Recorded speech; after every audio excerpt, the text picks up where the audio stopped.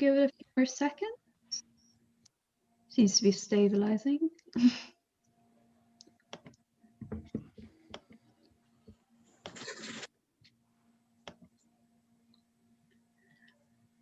So hi everyone, my name is Nicola and I will be your host for this evening. So first I want to say a big thank you to everyone for taking the time to join us this evening for this seminar that has been very kindly supported by SuperValu. So tonight's webinar is part of an AsIAm and SuperValu webinar series that we will be running in partnership with SuperValu throughout the year of 2021. So the topic that we will be covering tonight is autism and life after school with a focus on employment and training. So I'll just start with some brief introductions. So we are joined by Des Henry from WOC and Peter Brabazon, from Specialisterne. And we also have Sophia from AsIAm, who will also be giving an insight into her own personal experience with an organization called the National Learning Network. So I'm just going to give you a brief overview of how things are going to run this evening. So first we'll be hearing from Des, who will be speaking for about 30 minutes. And then Peter will follow on from Des for another 30 minutes or so. And then after that, we'll hear Sophia speak for about 10 minutes before we finish with a question and answer session at the end for about 15 minutes or so, just depending on the time we have left. So I'll just go over some quick housekeeping. So if you look at the bottom of your screen there, you'll see a Q&A box. So if you have any questions throughout the presentation, please feel free to pop your question into that box and we'll flag them and answer them throughout the presentation and maybe at the end as well. So we ask that you don't put any questions into the chat box function, so just so we can retain confidentiality. You'll notice as well that we have subtitles turned on for this webinar. So if you don't want to if you want to turn them off yourself, there is an option next to the chat box. So the box that says live transcript, and in there you can select mute subtitle. You'll also see on the screen, there's a donation page to our website, asiam.ie. So if anyone wants to donate to AsIAm, we would really appreciate any support you can give us. And also just a reminder to everyone that this webinar will be recorded and will be available on our YouTube page from tomorrow to share with people who could not make it or be here tonight. So I'm going to stop talking. I'm going to pass you over to our first speaker of the night, which is Des. So thanks again for joining us this evening, Des. Thanks, Nicola. And no bother. Hello, everybody. Just going to share my screen. So I have a few slides just to help the conversation. And as long as it works, we're okay. So can everyone see that? Nicola, everyone? Is that? Yeah, okay. Thanks, Nicola, for inviting me to speak this evening. I've pitched this for people who are still in school and maybe exploring what life after school might be like, or how to get there, really, I suppose, is probably more in terms of how our organization works. So if it's okay with everybody, I'll kick on a little bit. So I suppose to start with, normally when we speak at events like this, or we meet people at some of our open days, the first question we're always asked is, what do you do? And that's very easy to answer because it is just on our website. I mean, we do employment, we do training, we do community living. But I don't think that that's probably the correct question to ask initially. And I think it's probably more important to understand how we do things and why we do things. Primarily because if you don't know why you want to do something, it's often very hard to know how to do it. And if you don't know how to do it, it's often very hard to know what to do. So if you'll bear with me for a couple of minutes, I'll try and explain that a little bit better. So the first thing in terms of WOC is why we do stuff, why we do what we do. And it's really all around inclusion. It's inclusion of people where communities value and treat everybody as an equal citizen. So it's basically saying that our job is to support people to be as included as they can be in their communities. So that means different things for different people. If it's somebody who wants to have a job, the community is to be in a job. The employer, the place of work is the community. And we find that we need to work in that space. If it's to be in college, we find we need to work in that space to help everybody to feel included. For some people that we support, it's really about having a social life, COVID permitting, are having recreational life to have things that they want to do, and that's really our job. Our job is to facilitate what people want. So, as an organisation, that's what we do. We support people with intellectual disabilities and autism to live self-determined lives. And what that means is we need to approach each situation differently, because every person is different and every person has different dreams and aspirations and goals. And a big piece of work that we would do at the start is trying to help everybody to figure out what those are and be clear about them. Part of the difficulty we have with the world is that we seem to make things harder than they really need to be. So I love quotes from people who have great world experiences and who are good with writing words. I'm not good at writing myself, so when somebody is well able to put things into words, I like to see that. So this is Warren Buffett. If you haven't heard of him before, he's a famous American investor and industrialist, and always mentioned as being one of the most wealthy people in the world. He said at one point, I came across this quote, that as humans, we seem to have this perverse characteristic that likes to make easy things difficult. And we find that people complicate a lot of stuff by wanting it or thinking that it'll be different for them. And we spend a lot of time ourselves maybe trying to simplify conversations. We don't confuse, and we're just careful that we don't confuse the simple and the easy, okay? We like to do the simple things, but the easy things are often not the right things to be doing. So I'll fill you in a little bit more on that idea in a little while. So I'll start a little bit with how we do things, because this is important. And it's important because I think we all need our own approach. We all need to figure out what's the best way to do things for ourselves. But as an organization, we approach this whole piece of leaving school, becoming an independent adult, in a way that really, I suppose, in terms of, we try to think about it a little bit differently. We try to simplify it. So we do things like, we say to each other in the team, no man is an island, no woman is an island either. The answer to that is we all need to work together. Nobody can do this stuff on their own. As human beings, we work together. We like to keep things simple, but we really insist as a team that we do the simple things well all the time, or at least we try to. In life, we think that that's a better approach than looking for the easy things. We also know that there are no guarantees in life. So we're not really entitled to anything except a chance to do ordinary things in ordinary places. We understand that we need to prepare well and we need to plan, because if we don't, the chances of success are less.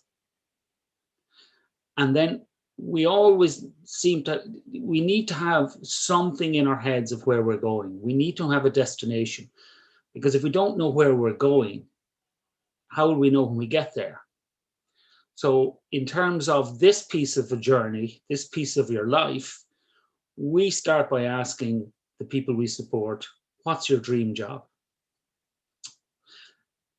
Not an easy answer sometimes to that, to be honest with you, because some people would have a very fixed idea of what their dream job is, and some people would have no idea.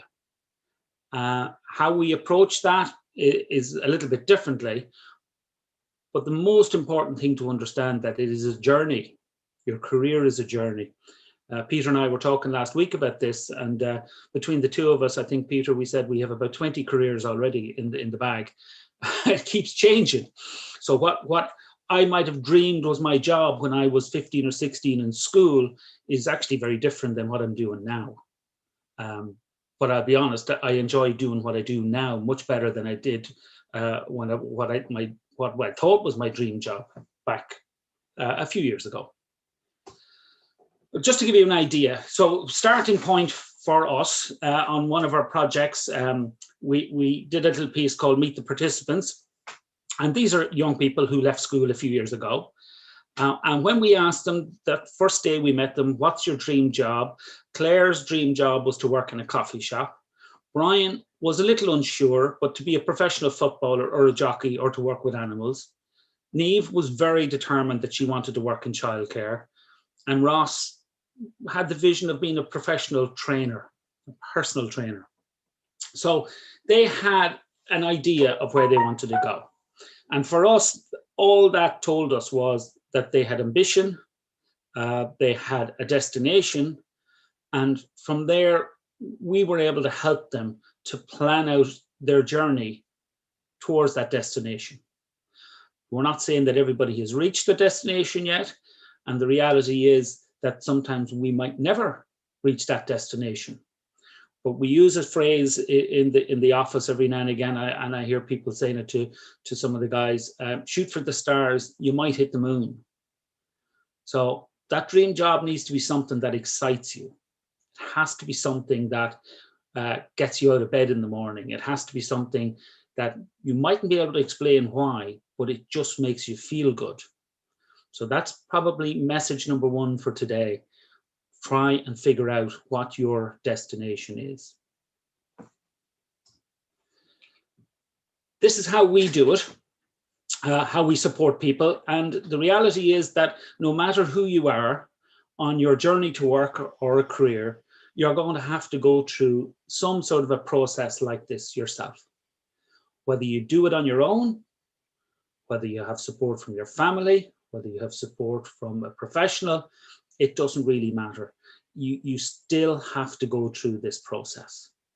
Whether you know it or not, this is the journey ahead. So for us, we would spend a lot of time on stage one, which is discovery. Now, if you're in school, this really is the stuff that you should be doing. How you do it in school is different, but at some stage in school, you need to have somebody who's asking you, what are you going to be when you leave school? What do you want to do? Where do you want to do it? How are you going to do it? Now, that might be a career guidance person in school. It might be a teacher, a favorite teacher. It might be a school principal. It might be a vice principal, or it might be a member of your family. But there's somebody there who's asking you these questions and helping you to figure out things like, what am I good at? What do I like doing? What do I not like doing? What are my challenges? Who's supporting me? And questions like, how do I learn best? Like, these are kind of important things to know about yourself. So the whole stage of discovery needs time. It needs consideration, and it needs to be something that you should enjoy doing, because it is finding out about yourself. It's not easy. It can be done in many different ways. For us in our job, in supporting people, we would have at this stage developed a whole range of tools and activities and all sorts of stuff that helps people just to realize all of the answers to these questions, because it's not easy to answer them directly sometimes. So if we go along with that discovery piece a little bit further, one of the questions Nicola put on the list of things to touch on was our strengths. And a lot of the time people focus on some of the stuff that is probably not really that important at this stage. If I'm still in school, the stuff that employers want and the stuff that will make you more employable are these personal qualities and employability skills. At this stage, it's not about, I would call it work skills. It's not about, can I type, or can I use a computer, or can I write content stories, or can I lift things, or can I fix things? That will all come later on when you're learning to work This is more about who am I, what am I about, where might I best fit into the world, and what are the things that employers will pay me to do. So the qualities I need to have. So in terms of personal qualities, we all have all of these in our locker. We all have something in terms of all of these, but we might have more of one than another. That's what makes us different. And difference is what makes us brilliant as human beings. So for example, some people might have a lot of enthusiasm for a particular type of job, and somebody else might have no enthusiasm for that job. That's fine. It just means that if you don't have enthusiasm for it, don't pursue that job. Creativity is something that's very different. Some people are very creative, and other people, I don't consider myself as a creative person at all. I really struggle with that stuff. Discipline is something that you might have to practice. Patience is something I definitely have to practice. Respectfulness is really probably something that we should all practice, because that makes us a better colleague in work. Determination is an unusual one, and I would say determination comes with I suppose if my dream job is something that really excites me, I'll find it to be easier to be determined to reach that dream. Same with dedication. Honesty is something I think is really important, that we are all honest. Honesty in work means that when I'm struggling, I'm able to put my hand up and say I'm struggling. It's not. Some people mistake honesty for being different, but for me, it's about saying what you mean, doing what you say, and when I'm struggling, being able to be honest with people and say, I'm struggling with that, I need help. And I think that's if we had more of that, if people in work, I think life would be easier for everybody. Employability skills, these are things that you can learn. I mean, communication is a skill.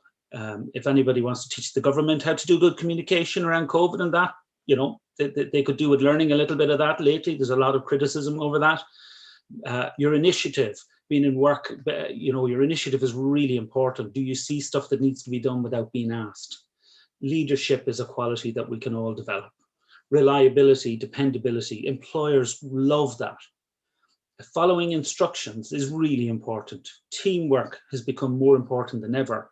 And again, you see patience on this side. We can learn to be patient, and we can learn to be adaptable.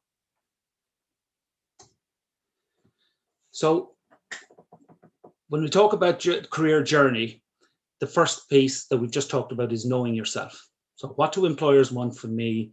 What do I have to offer? You need to know about yourself. So in school, at home, all of the next couple of years, be working on that. Who am I? What am I good at? What do I like? Where might I fit in best in the world of work? Is that what I want to do? What's my dream job? All of those pieces. I suppose if there are any parents on the call tonight, stage 2 is probably really what they came on to find out about, which is explore possibilities. Before I go on to that, the next piece after that is you need to have a plan. So based on who you are, knowing yourself, then based on the possibilities, what people struggle to do is actually write down a plan. And that's a really important piece. So stage 3, I'm not going to spend a lot of time on it later, but I just want to mention it now. You've got to make a plan. It's a bit like the old Roy Keane saying, fail to prepare, prepare to fail. You need to have a plan. And then stage 4 is taking action. So what are the actions I need to do, and follow the steps. So just go back to stage 2, which is to explore possibilities. So when you're leaving school nowadays, these are probably your options. I've split them into 3. So probably the most common one that we hear about all the time, and anybody who's facing into the Leaving Cert this year, it'll all be about the CAO. And you've probably have the cutoff date for the CAOs in February. If you want to go to higher education, you need to be on the CAO. The guidance counsellors in school, they're all over the CAO. No guidance counsellor in the country doesn't know every little piece of the CAO. So that's the tip for this piece. If you want to go to higher education, the guidance counsellors in school will be able to help you. Another form of college that a lot of people don't consider much is further education. That's a really viable option as well. Then the other option then is training. And training is slightly different from college in that it's less about in the classroom and more about learning in the workplace. I've split it into two here, apprenticeships and traineeships, but there are others I'll talk about in a minute. And then for anybody who just, I've had enough of school, I don't want any more classes. I'm either going to go and get a job or I might need the support of a service. I'll talk about those now in a minute as well. So there are your kind of three main categories: college, training, or I just don't want any more of that school stuff, I'm out of here. So post-school options and where I might get help. So if I'm leaving school and I want to get a job, it's probably important to know that nowadays it's more difficult to go straight from school into a job. But if you want to, there are options. So your local Intrio office is one. They have supports for people who want to get a job. They might put you on a training program, they might put you on a course, but they're generally relatively short. Or you can look on websites like Indeed, monsters.ie, Jobs Ireland, there's loads of them. So recruitment websites. The challenge for those is that they use a lot of software algorithms that filter. So unless you're very, very good at applying for jobs through those systems, your application gets filtered out very easily. And that's where you want to be careful. So you might be applying for hundreds of jobs and not getting any replies. We hear that a lot. And if that's what's happening, my suggestion is stop doing it, because you're not doing it well enough to get past the algorithms. So you need a little bit of help with that. The option then I would be saying to you are recruitment agencies. And there are recruitment agencies that will recruit people into entry-level jobs. Because if you leave school and you go straight into a job, you're not going to go into a career job that's highly paid.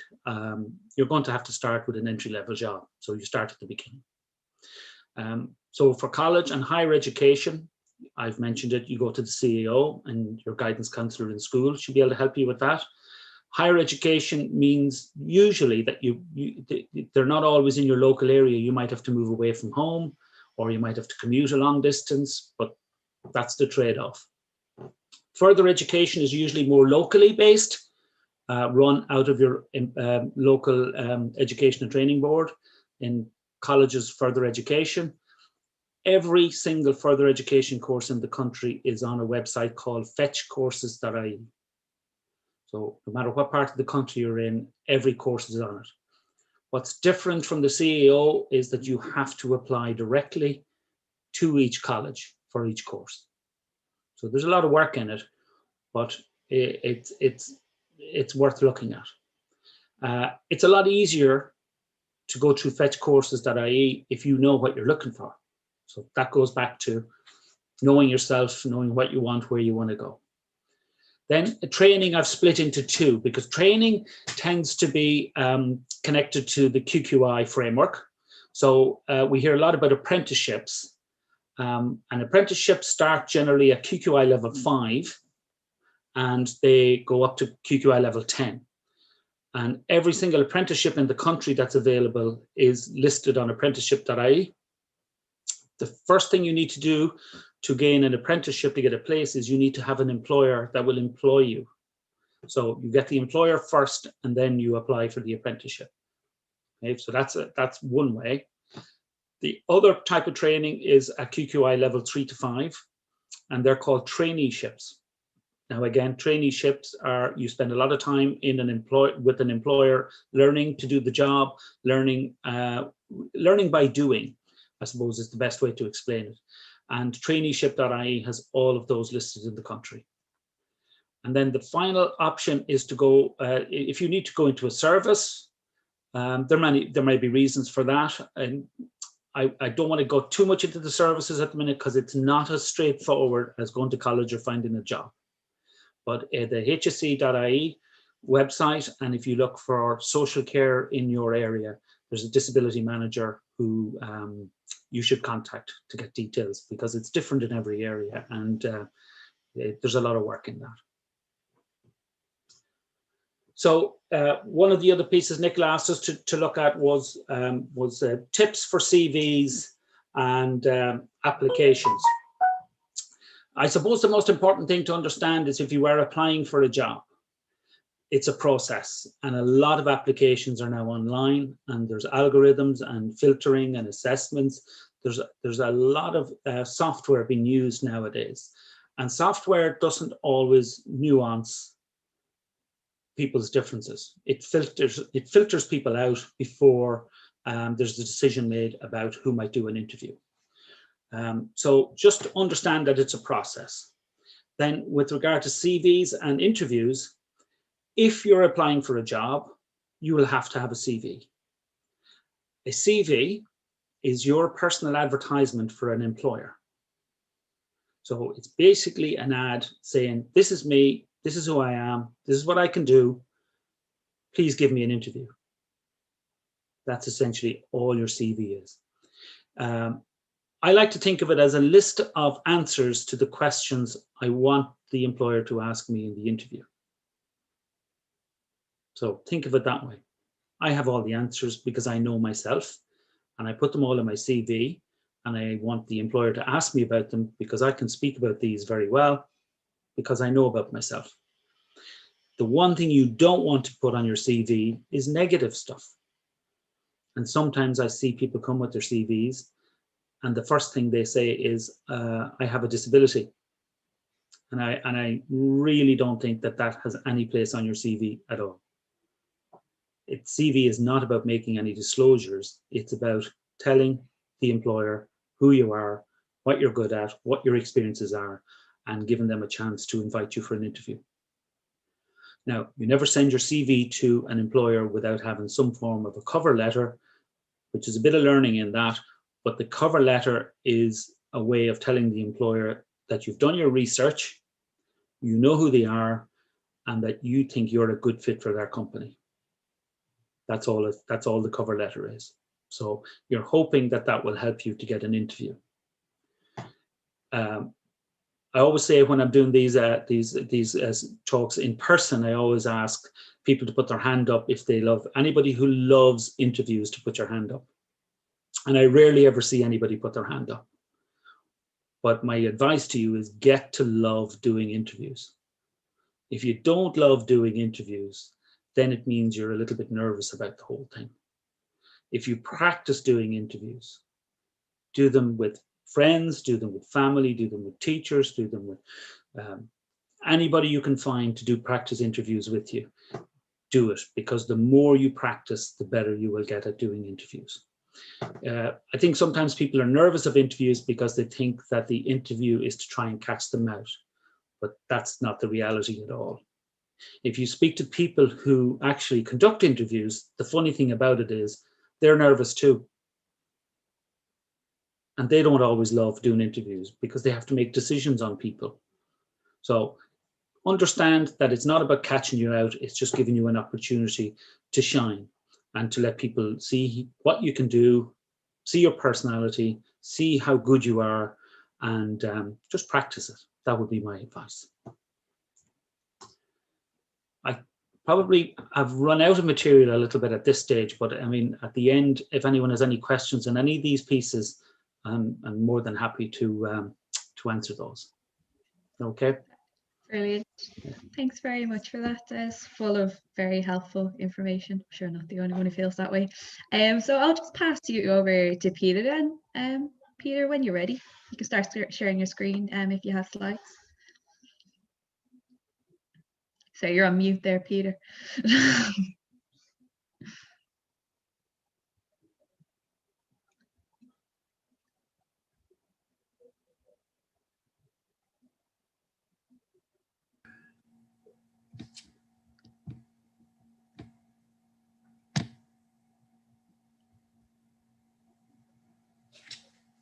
Good evening, everybody. I hope you can all see that okay. Yeah, it's perfect. And Thanks, Des. You've really set me up well, as usual. He's a great man to talk after. He talks first. Makes my life much easier. And thank you very much, Nicola, for having me here this evening, and obviously to your sponsors and to AsIAm in particular. Really impressed by AsIAm over the years, as I am, but I am impressed by Walk as well, and a great organisation. So we're Specialisterne or Specialisterne in Danish. I'm not Danish, but evidently it means special people, and that's what really we're talking about today. And I'm going to talk to the topic, autism and life after school. So we're going to take it a little bit further on in terms of particularly when it comes to education, but not just there, okay? As you heard Des say, quite a lot of people go into education of some form after they leave school, and more are staying in school until the leaving certificate these days. So introducing ourselves, in Ireland, we've been here for 8 years. And as you'll see here, we take candidates from all over the country. That's people with autism or who are now neurodiverse, because we're also working with Dyspraxia DCD Ireland and others like that as well. We partner with a lot of organisations. I'm very pleased to say we partner quite a lot with AsIAm and occasionally too with Walk, which is great. So this is our team. We're basically a team of 9 people plus 3 contractors, and what we do is we specialize in gaining employment for people. So as we said at the bottom, is to gain meaningful employment opportunities for people, and so in that way gain acceptance in society as well for those people, because that's the thing, taking part in society. Really, it's nice to have a job as well, and to feel nurtured, as it were. So I'm going to talk a little bit about ourselves. I've started that already, as you heard. I'm going to talk about neurodiversity, because it's not just necessarily always about autism, because a lot of people who we meet with autism also maybe have dyspraxia, for example, ADHD or whatever. So the so-called comorbidities, and that's the last time I'm going to mention that word, because unlike a lot of people in this business, I am actually an engineer, and as Des mentioned earlier on, I've seen a lot of things. I've worked in engineering and energy, I've worked in education, and now I'm involved in this project, which is great, with Specialisterne. I'm going to talk a bit about supports like Des did, and then questions and discussion. I particularly like to talk, though, about where we are. You will see, too, that our emblem is the dandelion, and you'll see that we're working actually out of 4 main cities in Ireland, but we're also working through our sister agency out of Belfast as well, which we set up about 6 years ago nearly now. So in a nutshell, that's the dandelion. And the philosophy basically is a person of ability, we're saying, is a bit like a dandelion treated like a weed and not accommodated. But actually, if you were a bee, you'd really like the dandelion, because it gives you almost the first nectar in spring. So you'll be seeing dandelions quite quickly, and the bees after them. And we all know now how important the bees are for neurodiversity and that. But a person of ability, like a lot of our people who are neurodiverse, if they're nurtured by a good employer, then they'll grow and be employed. And that's great. And that's what we're trying to do, is basically partner with employers for people with neurodiversity to gain employment. So a bit like Des put up, our vision is just to state what it is to enable neurodiverse people gain meaningful employment and achieve their potential in society. It's almost what Des was saying, really. It's allowing you to take your part fully in society. And so what we do, and I'll explain this a few times later on, is we provide assessment, training, and ongoing support for people in employment, okay? With autism or similar challenges, as I mentioned. And our objective in the longer term, is sort of like our vision, is to gain employment for 5,000 people in 20 years in Ireland, in the Republic of Ireland. So we like to think we're inclusive and different, or innovative and different. And inclusive is important to us, because our number one customer, and we do have customers, are our candidates. Those are the neurodiverse people. And so there's never any charge for them. That's an important thing. So we charge, yes, we charge companies. We gain grants from the European Union and from the government, but we don't charge candidates. You don't have to have a formal diagnosis to work with us. That's quite important, because a lot of people don't have formal diagnosis, particularly older people, for whatever reason. But most people who come to us have. And we also provide a sort of support all the way through your employment, effectively for life.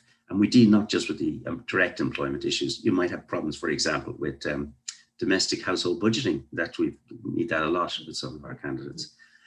Partnership is another key word for us. As I mentioned earlier on, not just though with other charities and similar organizations, but also particularly with employers. I spent the day really working on 2 partnerships with 2 very well-known employers, trying to build them up and gain trust from them to take on people from us. We also need partnerships, obviously, with funders, and they're not just government and the EU and that, but also philanthropists support us with funding as well for what we do, which we're very, very grateful for. And then obviously charities and colleges. Colleges are particularly important to us, and you'll see why a bit later on. I'll mention that. And other not-for-profits. We work a lot, for example, with, as Des mentioned, with the Intrio offices all around the country. That's very important for us. We also use quite a lot of technology. We're a very technology-based group, probably because we started off placing people just in IT. And I'm, of course, an engineer, but it's not just that. It has enabled us to have a wider reach and have greater support for people. And we were lucky, to put it mildly, that we took that role.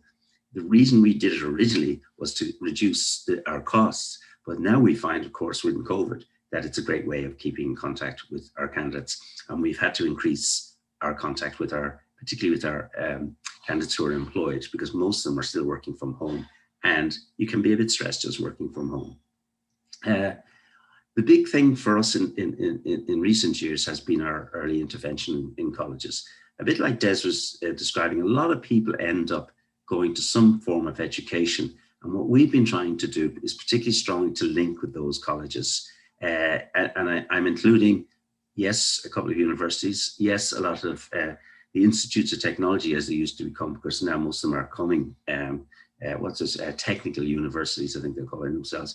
But also we started working with an ETB in Dublin as well.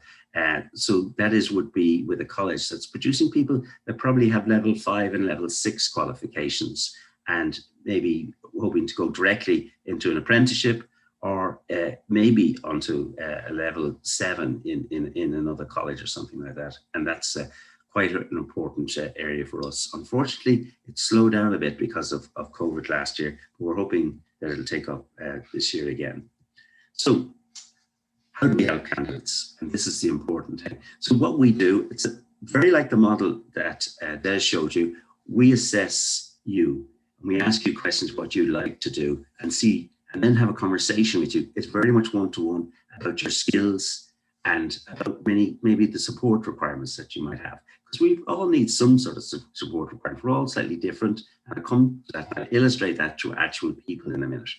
We work a lot on preparing that CV that Des mentioned, and of course, being able to answer those questions. Because what we find in an interview, a lot of our candidates do not have a story they feel to tell.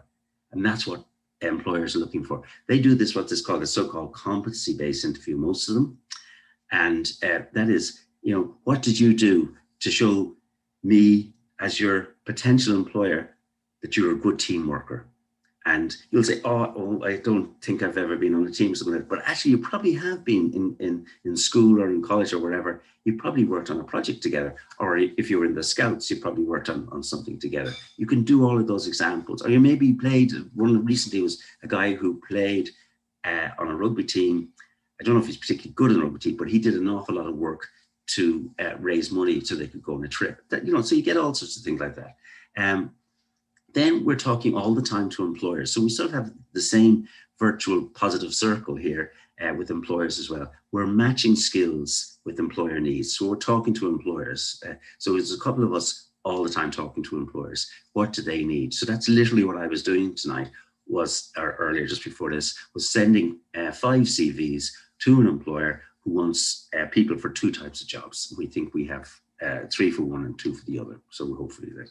And then overall, giving you guidance about your career. It's not just about immediately then, because if you might get into your job, but we're finding now more and more people are coming back to us. Yes, we work supporting the job. They want to develop their career, and often they're very, very good. And then providing them with access to more vacancies, whether it's in the company they're working in already or outside. And then obviously a big thing for us, and we hear about this with particularly the colleges, we also provide work experience opportunities as well. Particularly a lot of people in college may not have had in the past a successful internship or whatever they needed to get their qualification. And what we do now, working with about 8 colleges, is to help on that thing, because a lot of the people that we work with have a need for a good job placement. And that's really a virtual circle, because if we get a reputation for doing this, both in the community, but also more importantly in companies, then we get more and more opportunities and more positions. So what exactly do we do?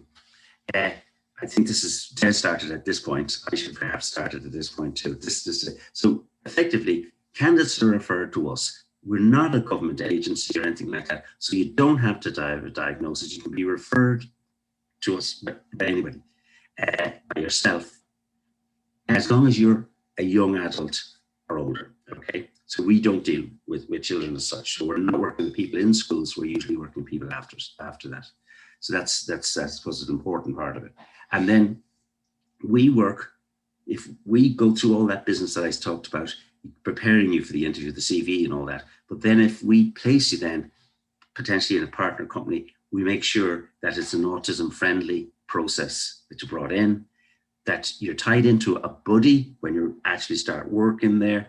And then we will also, and this is where there's a bit about disclosure here, which Des mentioned in a different way. What we like to do is to tell the company what your needs are. So it's disclosing your needs in terms of what maybe you like not to be in a noisy canteen. And I'll come to that sort of thing. So we tell the co-workers to watch out for you as well as the buddy on those sort of things. So the co-workers won't be insisting, now come on to the lunch, with the rest of us, what do you think?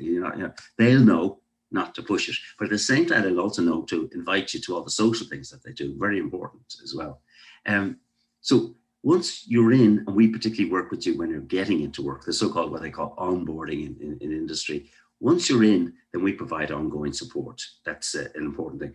Both to you, but also to the company, because the company often they're sometimes a little bit afraid of taking on somebody who may be slightly different. And look, they should get over it because we're all slightly different, but that's the way it is. But it's getting much better. And then we're available all the time to support, for example, particularly this time where people are working from home because of the virus. We're giving a lot more support to individuals just who might be a little bit tense because they're working in the one place. I know I am. I'm fed up with it all the time. Or maybe they have problems, say, with bandwidth or something like that on the broadband. There's all sorts of things that we may end up in a conversation with there. So that's sort of, in an overall sense, what we do.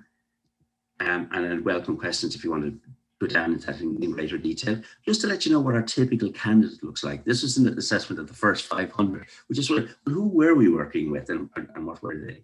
So like a lot of people with diagnosis, they are 80% male. There's no doubt about that, and 20% female. That's because particularly since we started off in autism, so many girls, unfortunately, their diagnosis is much, much later in life. And then a lot of the girls that we work with come to us in their 20s or even their 30s, where it's totally different for the males. That's improving though, particularly when we're working in the colleges. Their average age is about 25, and that's an interesting thing. So we're talking about a lot of people who may have got some qualifications, a lot do, but have failed. And that's where we're coming in.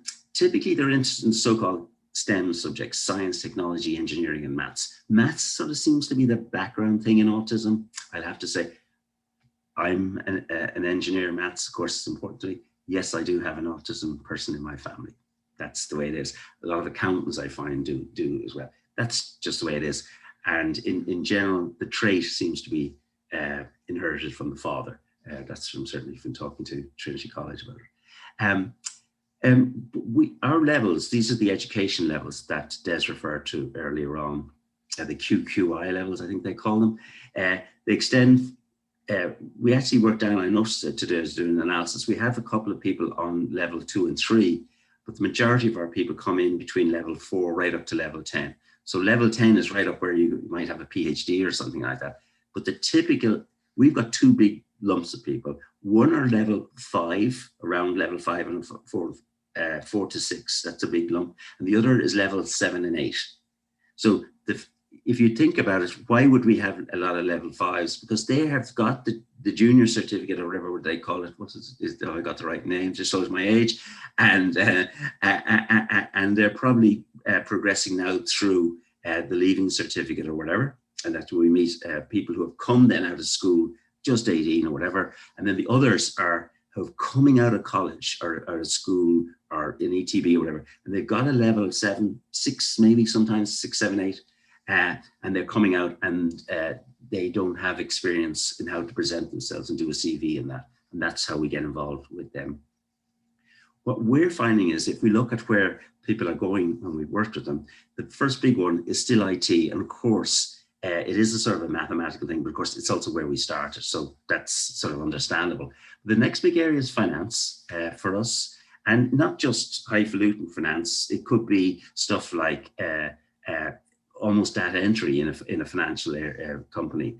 And then the next areas are science and engineering, not a lot. And maths is in there too. A few people stick purely to maths. I sort of left that out here, but it is an important area. They would be the ones you sort of think of. A lot of people think that autistic people will get into that area, but also we now have people in sales and PR and media, and particularly working with 2 other groups, Aspire and the Galway Autism Partnership. Media has been one we've been able to get people at least into a situation where they have built up a good portfolio, because both those the groups do it. But it's very important to us to do that, because media is a difficult area to get a good role in. Sometimes we have media people and they actually end up working somewhere else, and that's fine because they've got great skills. You know, it's very easy. The funny thing about it, having those sort of people come to us at age 25, 90% are unemployed. There's a small group who just want a new job, or maybe they're doing something basic, they're underemployed, they're not doing a great, not very satisfactory. However, we find, a bit like the characteristics that Des went through, people who work with us are loyal, they're accurate, they're hardworking, talented, sometimes shy, and that's okay. Because, you know, when you're starting out young, anybody, and it's any age group or any person on any spectrum, or if they're not on any spectrum, they will be shy. It's normal to be shy, and that's a thing that sometimes parents particularly think that's a feature of maybe their autism or dyspraxia, but it's not. And the other thing is, I'll have to say, maybe it's my own quirky humor, a lot of our candidates are very humorous, have a great sense of humor, and bring a lot to a company when they're working there. So the autism strengths, well, some of these are sort of covered. Yeah, a lot of people that we gain have actually got average to high intelligence. Some people have extremely high intelligence, but they've obviously got something else that maybe has been a barrier to them getting into employment, maybe some social issues or stuff like that. We have a genius who works for us, whose name I won't give away here, and I haven't shown his picture, but unfortunately he's got social issue problems, but he's a genius and he's working for us. So he's quite happy, I think, at present. And we're trying to get him into some long-term employment with somebody else. Often great attention to detail. Some people are quite visual who are autistic, which is great. I must say I share that with them, and very good at error detection. They may suit technical maths type business. We mentioned that already. Many candidates have going into some sort of third level coming out of it. But, and as I mentioned, all that things, but 85% at least are unemployed, the people we get. That's just a sort of a summary of the points I made. So the thing is, what about the accommodations? So here are 4 candidates who are willing for us to be advocates for us. So the first person is Patrick, who is now working for 7 years in SAP. And Patrick was very shy about the whole interview process. Very clever guy, really nice guy. He has talked beside the Minister for Education in Northern Ireland for us, and he did a superb job. In fact, I daren't say it about the Minister for Education in Northern Ireland, but I think Patrick was the better speaker. But there we go, you know. So he's a lovely guy.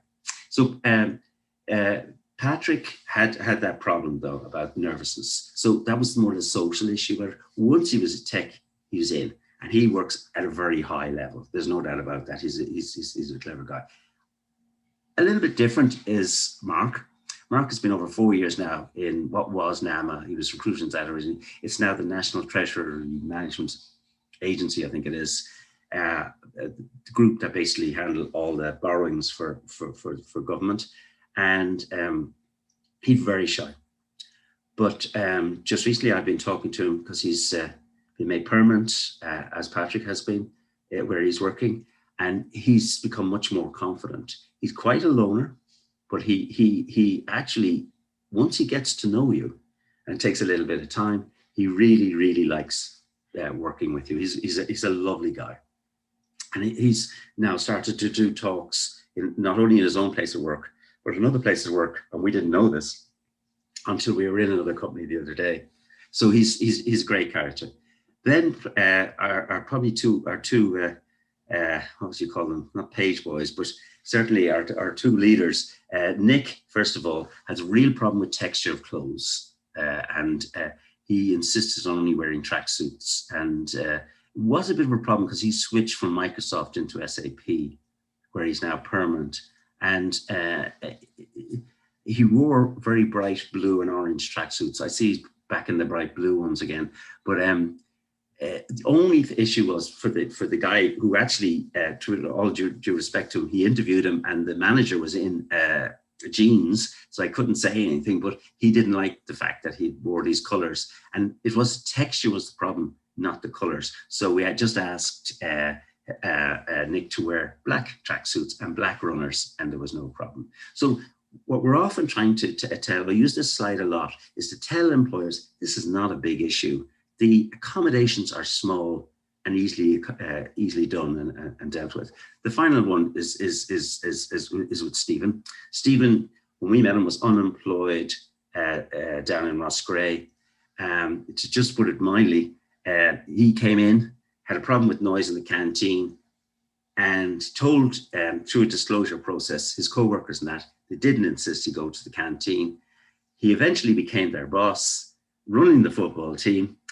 And in the time he was with us, he got married and then got headhunted out of SAP Ireland to SAP Canada because he loves traveling. So you get some of those sort of success stories. But I think the main point that I would be stressing there, often the accommodations that seem quite difficult, like say with Nick, it seemed a difficult one until we explored what was the real issue with the tracksuits. They're often quite easily then accommodated. And if there's any employers listening, in general, I've worked with the legal eagles in this. You don't have to do that much as well to accommodate people. It has to be acceptable for the employer as well. So talking about partners and employers in particular, we have lots of them now. We've got 32 plus, I think it is, employers. I've mentioned SAP. They've been very good to us. They gave us kickoff money to start, but also they gave us a place to work out of. And they now employ 12 people from us. And over time, they've employed about 25 people, and most of them have gone on to work somewhere else. About 7, 8 of the people who are now working in SAP are actually permanent shareholders there.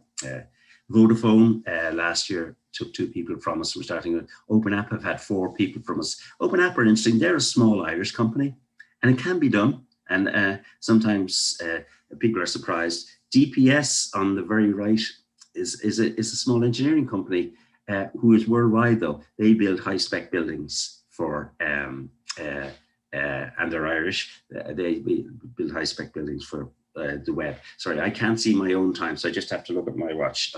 Thanks. And then we work at all the colleges. These are some of the colleges that we're working with. IT Carlow have been great with us. DCU, University of Limerick, we placed one of those people in Vodafone last year. She's now permanent. She went in originally as a student. And National College of Ireland are very important to us. And Coláiste Dúlaig, are there on the north side. They're a good ally of ours as well. And then the various charities and organizations. Apologies, Des, I didn't put you down here, but we've got too many at present. I did put you at the start. Big, interesting, important partners and advocates for us are our own candidates, these people here. And they actually advise us as well, because they know a lot more about technology often than we do, which is great. So we often use them. And as I said, we actually have somebody working for us, but we have got permission to show them. And then funding and philanthropy is very, very important. So the Community Foundation of Ireland, the Ireland Funds, which has been very good, and companies like SAP, of course, as well. There are a couple of companies as well that don't want to be known, which is interesting. And Des would know all about these 5 logos down here. We've been very fortunate to be funded by various bodies, but through the Ability program run by PUBL. And that program, we're very glad to hear, due to Des's work particularly, is continuing into the future, which is great, because that really funds us to work, particularly with the colleges, as I mentioned earlier on. Okay, so to date, well, the first year we had 4 people. Again, employment last year was 81. Things are going well for us, and overall, we're directly supporting today 42 candidates who are working. A lot of candidates go off and get their own work, and that's fine, and don't need our support. That's fine. Obviously, I mentioned the partner companies and the numbers of them, and we're around all over the country now at this stage. I'd like to thank you very much. I presume Nicola's come on there to tell me to shorten up. I'm here, yeah. In a nutshell, these are some quotes from, let's say, our partners. Top one is obviously from a young, very pleased to have gained a graduate position in a company called Verizon. Others are important to us as well. There's the funders there. Ballyhowra down in South Tipperary funded us using leader funds right at the start, helped us. And then, oh, sorry, I skipped over Judy Murphy, who's careers advisor. We work with a lot of people, careers advisors and the disability services in a lot of the colleges. And then obviously Liam Ryan, who's the managing director of SAP. You've heard me tell that story. But there we have Nick again. And I think his quote is probably the best of the lot.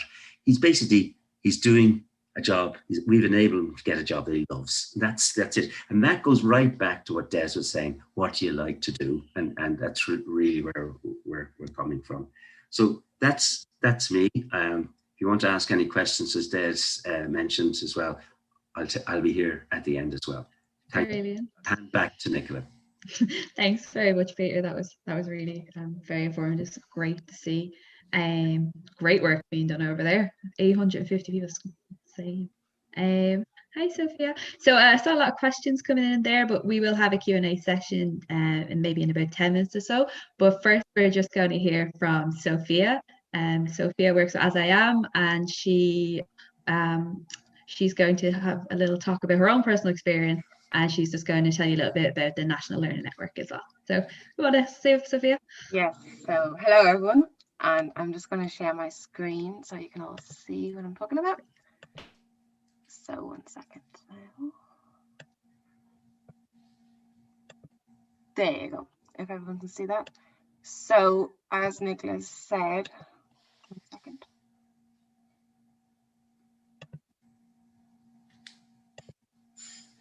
As Nicola just said, my name's Sophia. I am an admin assistant in AsIAm, and this evening I'm going to be sharing with you my experience from school and how I got to be in this position. Sorry.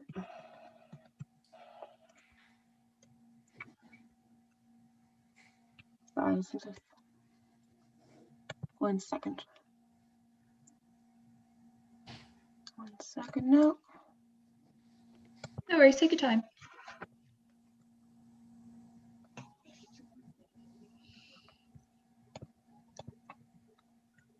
Sorry, I'll just share my screen again and hopefully it's brilliant.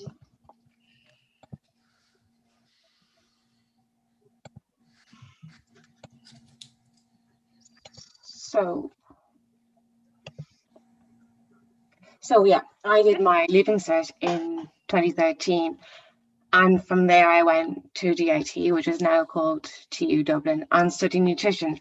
So I applied to college through the DARE scheme, and because of that I got access to a disability officer in college, and she helped me with, you know, assignments and any difficulties I had. And I also got to be in a smaller exam centre, and I got extra time to do my exams as well. So I survived that. It was difficult, but I survived, and I graduated in 2017.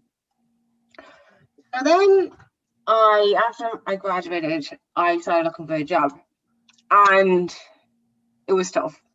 It was really, really, really tough. And I found it really lonely.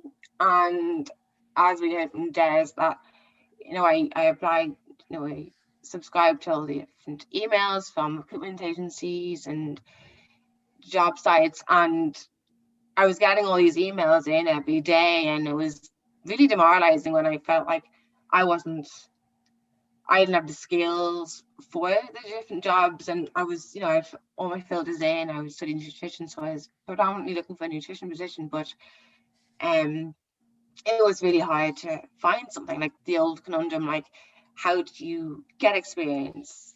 Like, employers are looking for someone with experience, but how do you get experience if they won't give you a chance to gain it through the job? And so I was here, like, you know, at home looking for a job, and everyone was asking me, like, so have you got a job yet? Or, you know, why don't you apply for this job in, say, a busy supermarket or whatever it was? And for me, I knew that, you know, I would struggle to work in a supermarket, for example, because it's very busy, there's bright lights, it's often very noisy, and if you were trying to, like, take instruction from a manager and serve customers, you know, for 8 hours or a whole shift, it would be very difficult. So I was trying to field these questions, and I know they meant well, but it really made it difficult then to, like, socialize, or because I was always conscious that, like, they might, you know, spring this question on. And I also, like, the lack of routine when I was looking for a job as well was difficult, and it was, you know, it was hard to stay motivated when it felt like there was just no jobs out there for me. So then I was reluctant to seek help with looking for a job. I felt there was a massive barrier between me and a job, but I also felt like I didn't qualify. I wasn't disabled enough to qualify for a job. And as well as that, I felt there was a stigma related to getting support. Just what I, you know, from when you go to school, like we heard from Des, that the expectation is to go to, you know, college, from school to college to work. We don't really hear much about the likes of Specialisterne or Walk or National Learning Network when we're in college, and it's hard then to, it was only through word of mouth then that I did hear about it. So yeah, once I heard about it, and then I thought of, why don't I just give it a go? So I went to an open day, and I started my employment-based training program at NLN in April 2019. So this was great because it included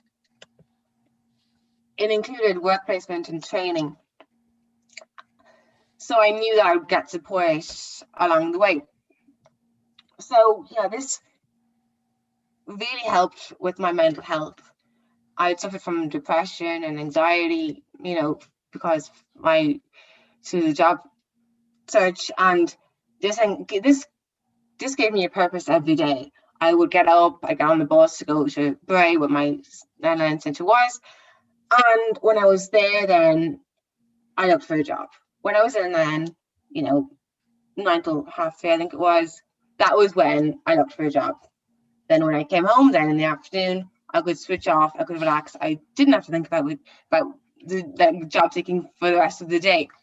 And I also got a massive amount of support there. My instructors are amazing, really supportive. And like we heard from Peter and Des, like it was a tailor-made approach as well. And then when I first went, you know, we sat down, we discussed what I was interested in, what type of job I wanted, and where I, you know, what ideas I had for a job. And as I say, at the beginning it was like nutrition based, and where I was open to try different jobs in different areas. And also my classmates, to be in that environment where everyone around you was like, also looking for a job, and they would have had, you know, different levels of training, all different ages, and yeah, we were all there looking for a job. And it was really, it would give you a boost then, and you hear like someone else was getting on great in their, you know, work placement, and someone else got a job, and it was really that camaraderie between us was just great.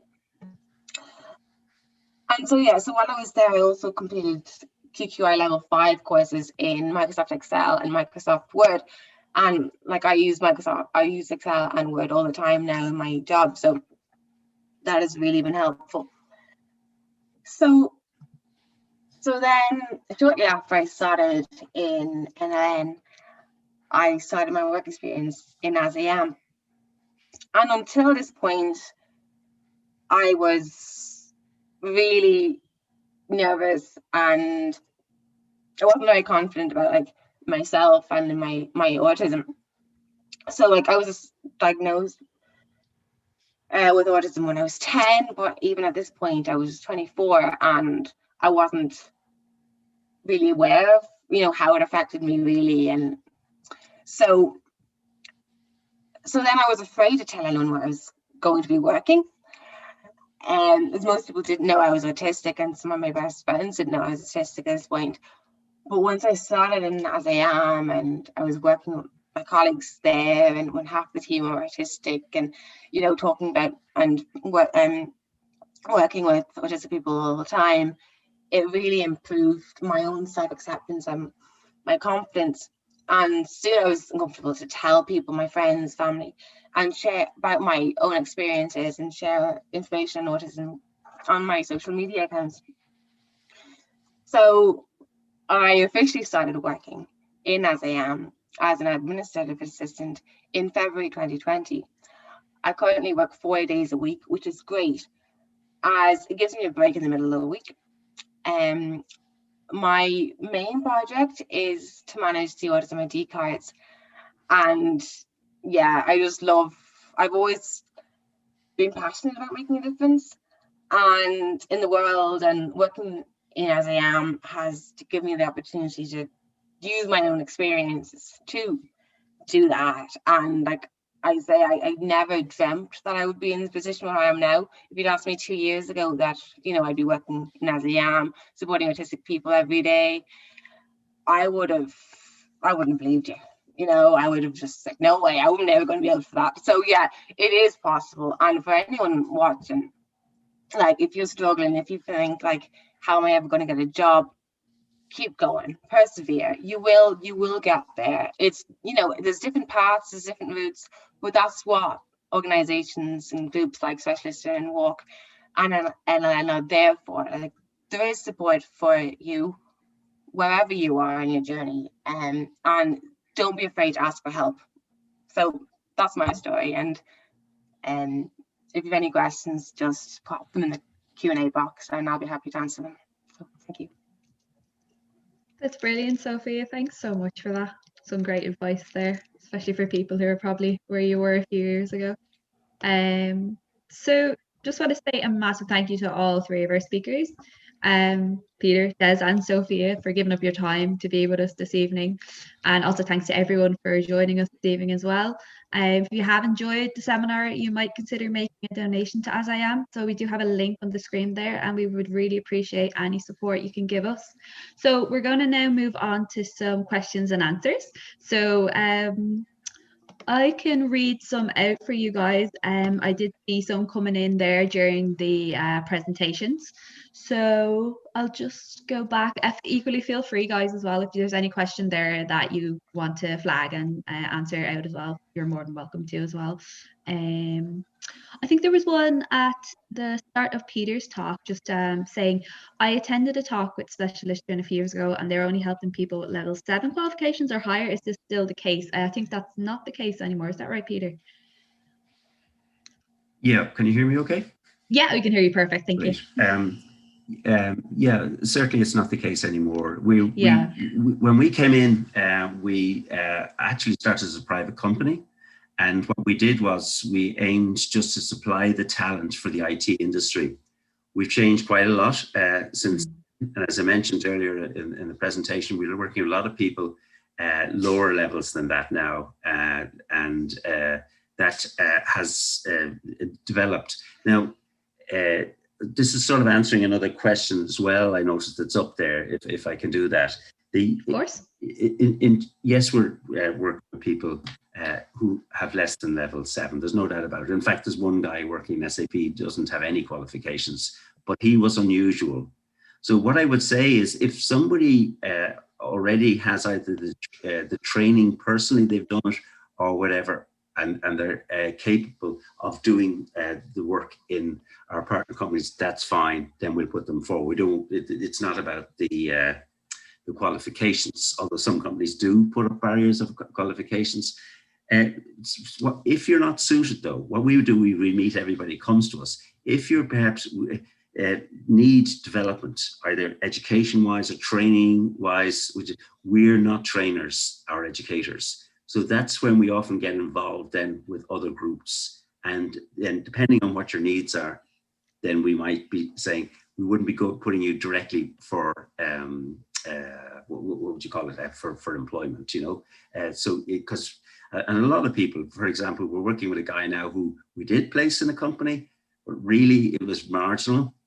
And because they didn't keep him on for that long, and came back to us. And now we said, well, look, we think he's into a totally different area. He got into this other area, studied it for a year, and now he's out there much more employable. And that's the sort of advice that you might get from us sometimes. So I see there's a couple of queries around that sort of thing.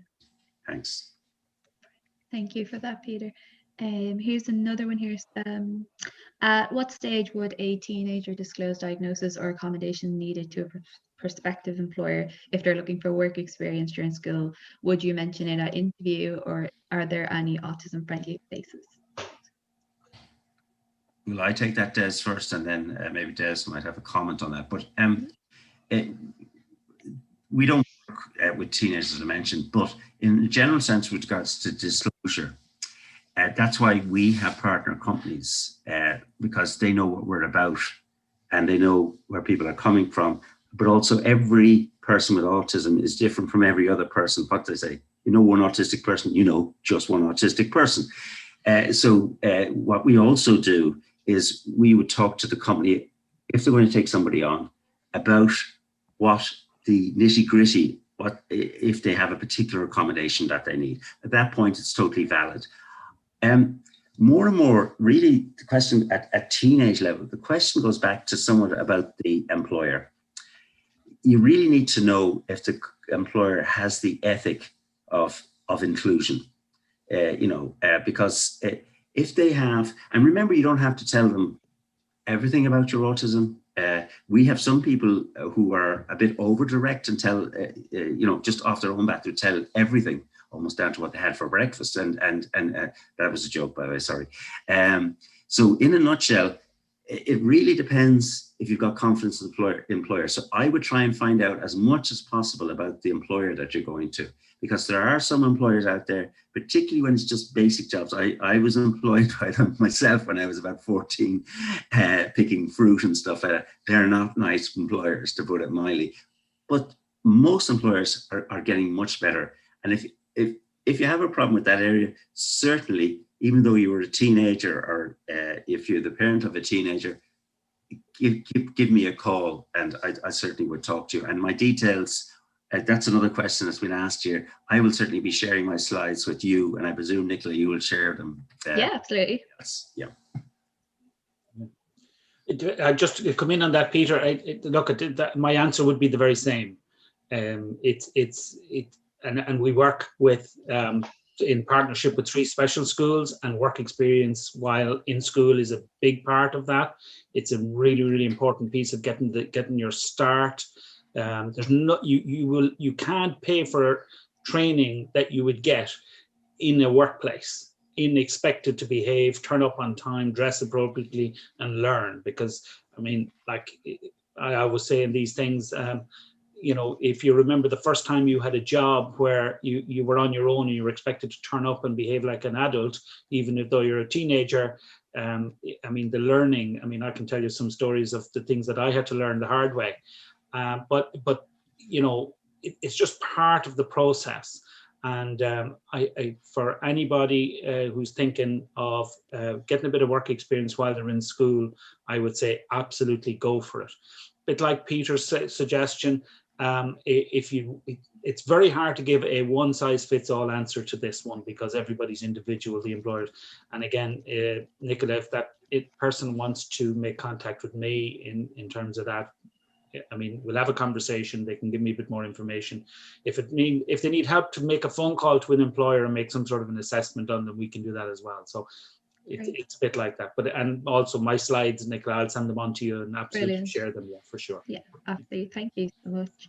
Here's one for both of you. So it says, do you feel in recent years employers tend to have a better understanding of autism, or are you approaching companies and almost starting from scratch with disability awareness? Will I kick off? Yeah, go ahead, Peter. Yeah, it's improving. There's no doubt about it. It's great to see the discussion about autism and other challenges, neurodiverse challenges, on television even. A lot of the work has been driven, as I am, in the advocacy area. On the other side of things, I think the community of people, parents, like I was or I am myself, has become more confident and will talk to local politicians and whoever. And you know, we as a family, we would have certainly done that.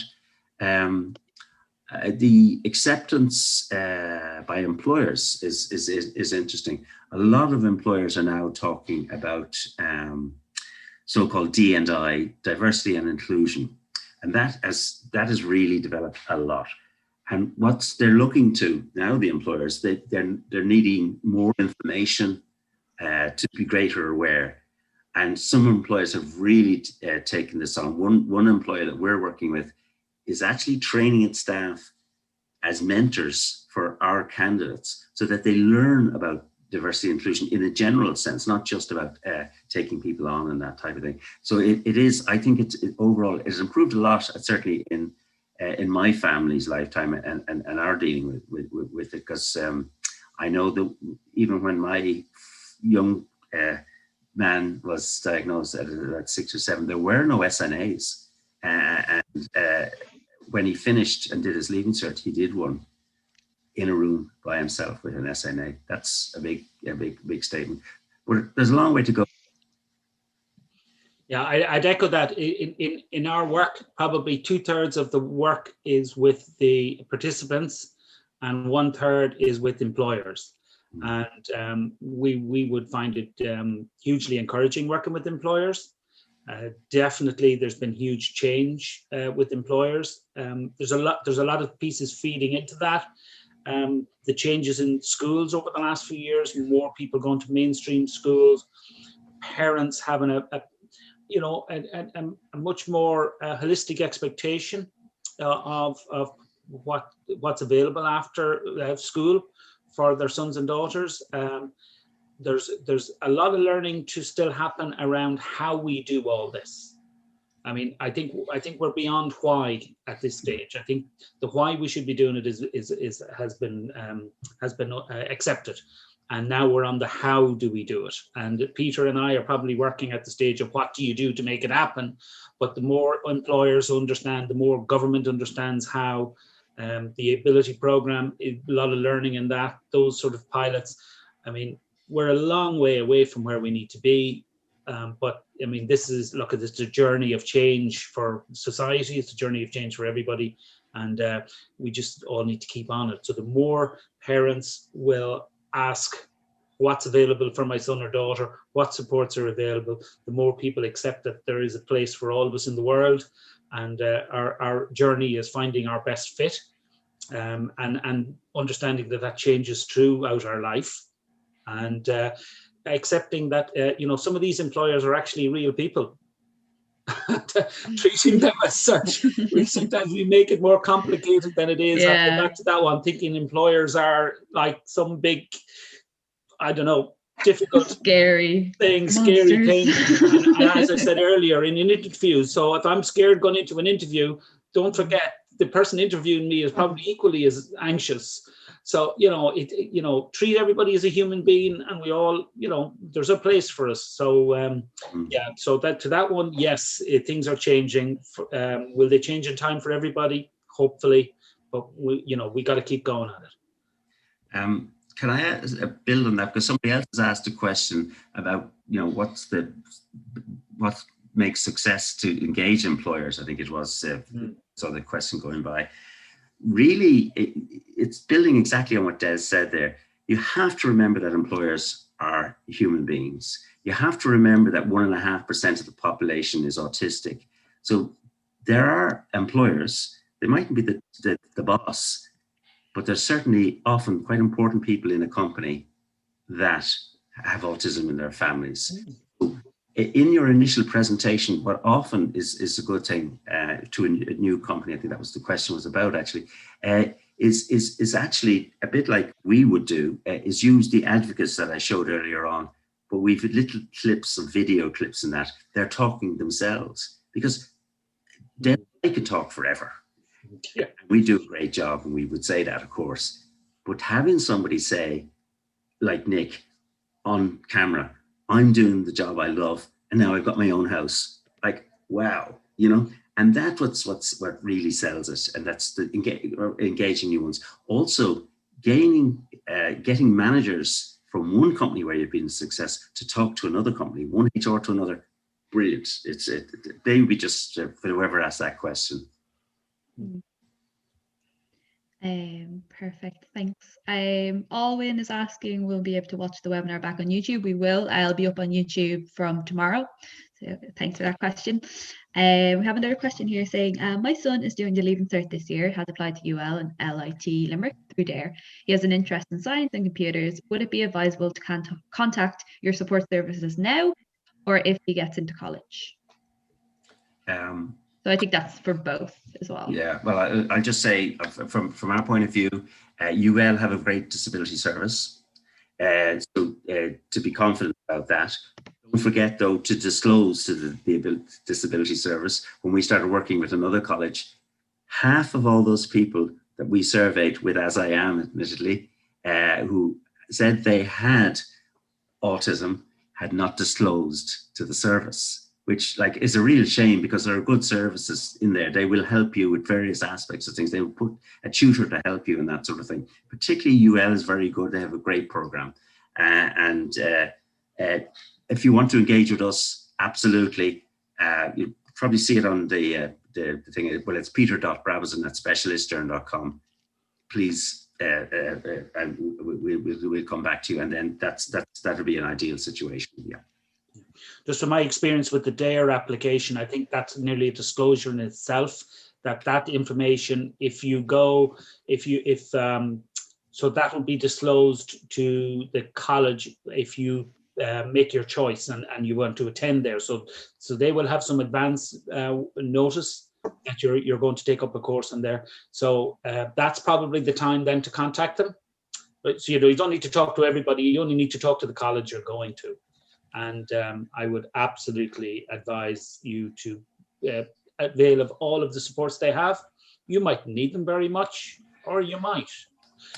The trick is knowing what you need, what accommodations and supports you need. If you know that about yourself when you go, it's much easier for them to help you. The clearer you are, and things might change for you as you go through college. You might need something at the start and not need it the year after, or vice versa. So look, it's worth they're there to help. And I would say, take all the help you can get.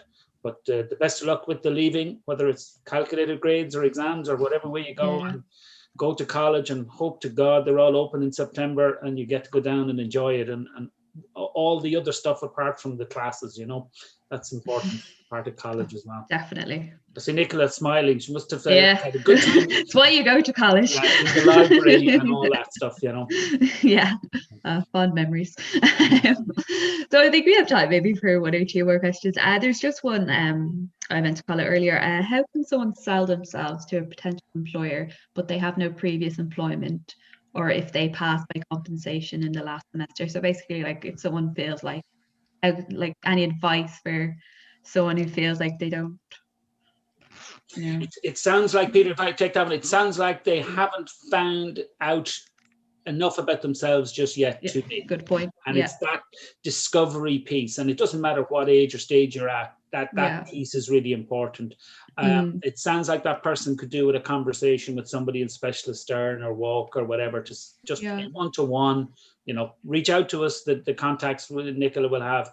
Just a conversation with somebody who's just saying, look, just tell me how you think, how you feel, and maybe we can pick some things apart and find the starting piece.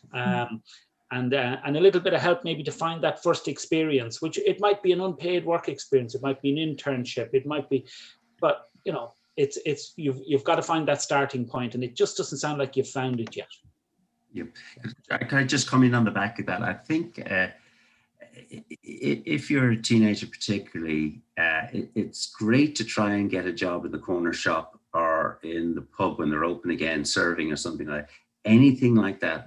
You're very shy in that, but anything like that really helps to just give you the experience of the world of work. That's the biggest thing that we find is missing when we're talking to people, preparing them for even just an internship at college, that they just haven't got that experience. Anything at all, and even if it's a freebie, if you're in some local charity, do it. Any experience, good experience, and.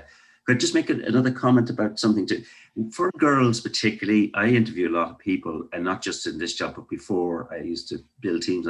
Girls are very shy when they put themselves forward for interviews, I find, and they undersell themselves, and boys oversell themselves sometimes. They overconfident or something like that.